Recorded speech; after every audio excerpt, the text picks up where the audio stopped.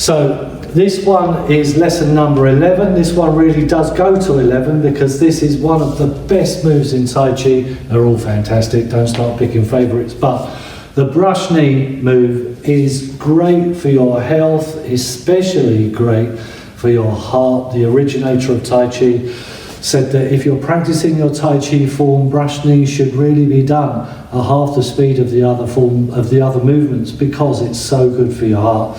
So bear in mind the importance of this move is really because the heart meridian runs from your little finger to your little finger through your body. Everything's opening up. I'm not going to get into all that nonsense, but this brush knee move is our next move in the series. So number 11, get ready to go to 11. We're doing the brush knee. So we're going to start facing the left. Again, make sure that you get yourself started in a good stance. We're in a cat stance, so the feet will be close but not touching.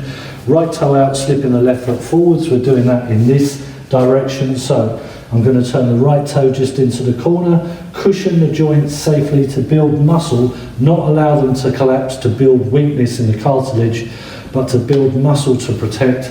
Very, very important every single time. Always be very mindful of the placement of your joints. The right foot in the cat stance should be resting. The hands are on this plane in front, this single area in front. One hand up, one hand down, palm down with the left, palm tilted up with the right. This locks the energy in the hooks of the hand, which is where you'd be holding somebody out. Those who know their martial arts will understand what I'm talking about. Now the first thing that you do is look to the right, which will bring your right hand over to your right side so that this now is in line with my center. Now your center isn't a line drawn down the front of your body, it's the center of your body. So the center of my body when I'm facing forwards from the very middle of my body is the straight line down the front. The center of my body from the side is that straight line coming out to the side.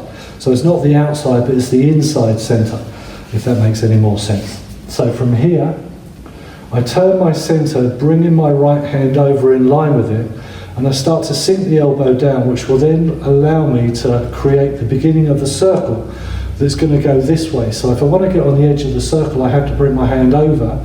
Sinking the elbow down creates a lovely, not just because it looks lovely, because energetically it works very well, lovely little wave there, very natural, and that starts to get balanced with the left hand coming up at the same time. So from here, I turn the center, the elbow starts to drop. That will allow this hand to come down and wave down so the back of the hand can start to trace the underneath of the circle. There'll be an axial rotation of the forearm here on the way up, which means I lift in this back corner, not all the way behind me, otherwise I'll block the chi here,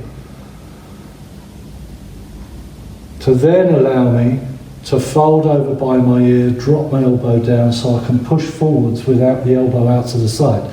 So that's what's going to happen with this right hand.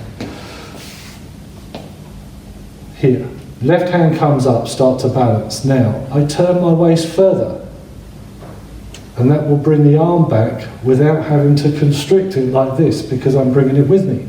So then there's no constriction.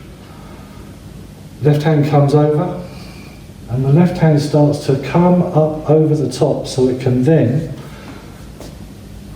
wipe the inside of a circle. Imagine I've got a thin belt there. I want my hand to trace around the outside of it with the fingers facing forwards all of the time, which will keep my forearm in the same shape. It won't change. But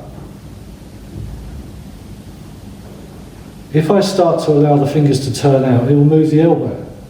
If I start to let it come down, it will lift the elbow up. This is what blocks your chi. This is what creates awkwardness. So this is what I'm looking to do with the left hand. This is what everyone does. So how do you not do that? You don't do it. You do this. You'll work it out. It takes a long time. Looks easy, turns out difficult. That means you have to practice it a lot, which is good for you. Good exercise, better than sitting there watching the TV. So, give it a try.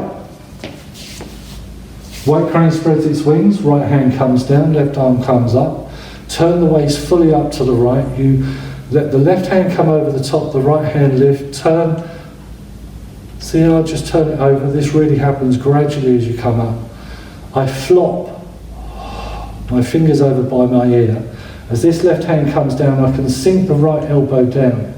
Now, I'm not done with the legs yet, really. Really, this left knee should have lifted by now, but I'm talking so much about the arms, to be honest, I forgot to do it. We'll do that in a second. You will step forwards, wiping the hand to the side and then prizing that push forwards, flexing from the back leg as you come in. Now, let's have a little look at what the legs are going to do from here. As this comes over, I'll take the weight fully into my right leg. I lift that left foot from the floor. Now I lift it back a little bit so that I can sink down and widen the stance, finding the floor with the heel, making sure that the toe comes up.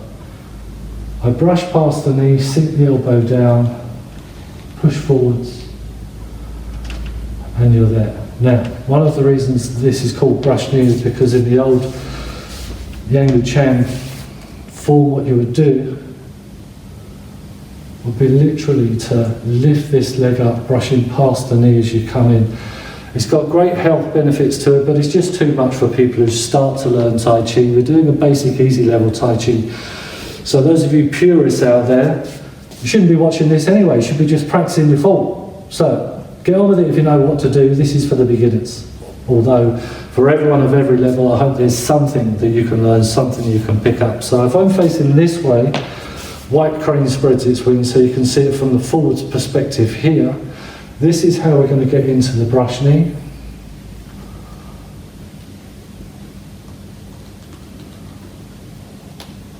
There. And from the side, here,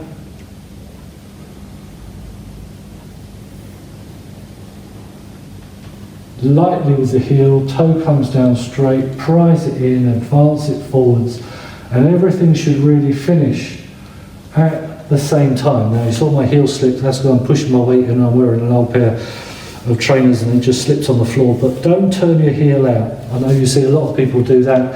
If you're coming into the end of this move and you need to readjust your stance, what you should really do is always bring the toe in. I know you might have been taught differently.